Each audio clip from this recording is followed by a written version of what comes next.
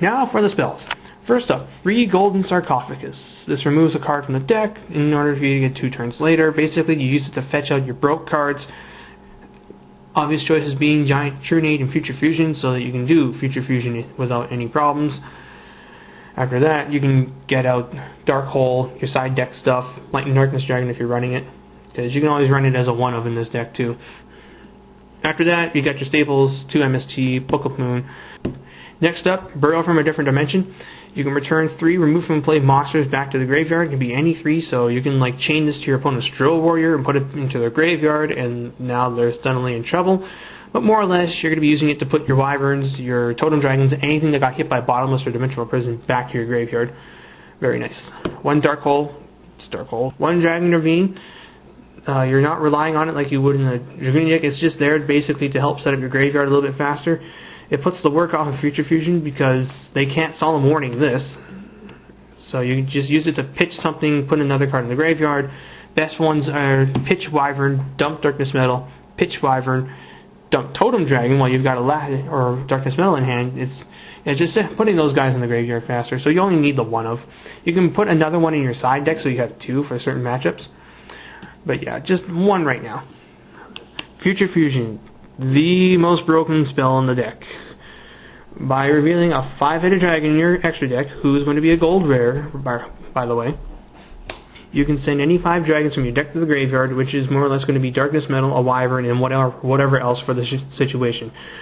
There is no real guaranteed number of cards you want to send, because every duelist is different, every person has different scenarios and thinks differently for those.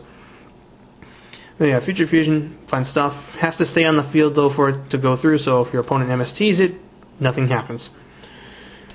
After that, Giant Trunade, Monster Reborn, broke. And then onto the traps. 2 Bottomless Trap Hole, broke. 2 Dimensional Prison, pretty much a standard if you are unable to run certain cards. Like this is, if you can't run Solemn Warning, then this is a good substitute. Because it'll get rid of problem monsters from the field. It's just, you can't do anything to stop those Monarchs and Black Roses. I lack. After that, Tech Mind Crush. Almost every deck these days pretty much adds to the hand, so you know what your opponent's going to have. You strip that card out of their hand, see their hand. Fun stuff was when my opponent, he played Charge of the Light Brigade to get Raikou to his hand. I chained this, stripped him of 2 Raikous. He probably was not happy, or my opponent was 6 AMs. He opened up with a Gateway, but he wasn't able to do anything after that. I Trunaded the Gateway back, set this. He played Trunade his next turn. I crushed the Gateway out of his hand, and he really couldn't do much after that. He was counting on doing more Gateway stuff. Tech Magic Drain. Basically, if your opponent activates a spell card, you can this will either stop it, or they have to titch a spell card from their hand in order for it to go through. So it's either a 1-for-1 or a -1, which is really nice. And chances are most decks these days run only like the staples plus a few techs. So if they're forced to discard a staple, then that's actually not a bad idea either, because you know they really need that MST to go through if they pitch a Monster Reborn for it. Not always going to happen, but it happens. Royal Oppression, pretty much going to be a staple at 1 in my view, and it's going to be a gold rarity in June, so it won't be that hard to get. Basically, in this deck, since you're not running dualities, warnings, and all that, you definitely want to employ cards that slow the opponent down a lot, and Royal Oppression does that. And while this deck does like the special summon, you're only going to flip Oppression when you know you can get rid of it, either by using MST or Giant Trunade. And then after that, you can do your stuff, set Oppression, and then use Oppression when they try and get back in the game late. 7 Tools of the Bandit. A 1-of, I feel, is pretty much a staple in any deck now, just because it stops those Royal Oppressions, Trap Stuns, Solemns, and such forth. Solemn Judgment stops pretty much any single card in the game, and Torrential Tribute for field disruption. So that is a standard Disaster Dragon deck. I'll go over the extra deck in a bit. Yeah, so if you're looking to get into the deck and you're wondering what to really shoot for, then this is a good place to start. Doesn't have a whole lot of money cards, aside from Totem Dragon, who is becoming a bit more expensive. Darkness Metal, he's a super and absolute power for a special edition. Prime Material is a gold rare in a gold series. Vice is still out. This is a super rare in Ancient Prophecy special edition. This one, admittedly, is about $9. He's a common in a turbo pack, but no, people don't really give those. Rare in Duelist Evolution. This is a gold rare in Gold Series 3. This is a rare in Shining Darkness. This is a super rare in Duelist Revolution Special Edition. MST's been reprinted to hell and back. This is going to be reprinted in Lost Sanctuary. This is already out. This is a common. These two are also easy to get. This was also easy to get. These are about $7 a piece though. Admittedly, you can also run a compulsory evacuation device in its place. Easy to find. Easy to find. Going to be reprinted. Easy to find. Also going to be reprinted in Lost Sanctuary. Also easy to find. So, you know, the really difficult cards to get are probably going to be the Totem Dragons, Prime Material Dragon, and Quackmere Dragon. Otherwise, a Disaster Dragon deck is not going to be that costly to build if you decide to avoid running dualities and solemn warnings. So now, onto the extra. Alright, on to the extra deck. I'm only going to list the ones that you really do need for your extra deck. The other ones you can get if you wish. So first up, a 5-headed dragon who will be reprinted as a gold rare in Gold Series 4, which is nice because he's really hard to find. 5,000 attack, 5,000 defense. More or less, his sole purpose is so you can reveal him with Future Fusion, dump 5 dragons, and then just start throwing haymakers onto the field. If he actually does hit the field, it's nice, but don't fret if they MST your Future Fusion the turn after you played, or they bottomless this guy when he's summoned, because more or less, he's done his job. I hate saying it, but yeah. Finally, then we got Trident Dragon, a level 10 dragon. Actually, I don't know if I should really include this guy due to how pricey he's gotten now thanks to Dragonies. If you've got one, run it, but if you can't, don't worry about it. Basically, Trident Dragon allows you to pop up to 2 cards when you synchro summon and then attack for that many more times in the turn. So he can OTK on his own. He requires a Dragon Tuner and Dragon Non-Tuner. 2 Stardust Dragon, in case the first one gets hit by a warning or judgment. Easy to find, it's a super rare in the recent tin, it's a gold rare, Gold Series 3. It's really not that hard to find. Basically, negate annoying destruction effects. And he's a decent attacker. Next up, Stardust Dragon's big brother, Red Demon's Dragon, otherwise known as Red Dragon Archfiend. 3,000 attack. When he attacks a defense position monster, all defense position monsters are destroyed afterwards. Monsters that get their effects after being killed in battle don't go off because it's before that happens. And basically he's just a nice solid answer to Spirit Reaper or a row of tokens that your opponent starts summoning. And as far as awesomeness goes, this is the most manly card in your extra deck because it's a Jack Atlas card. And anything he runs is manly.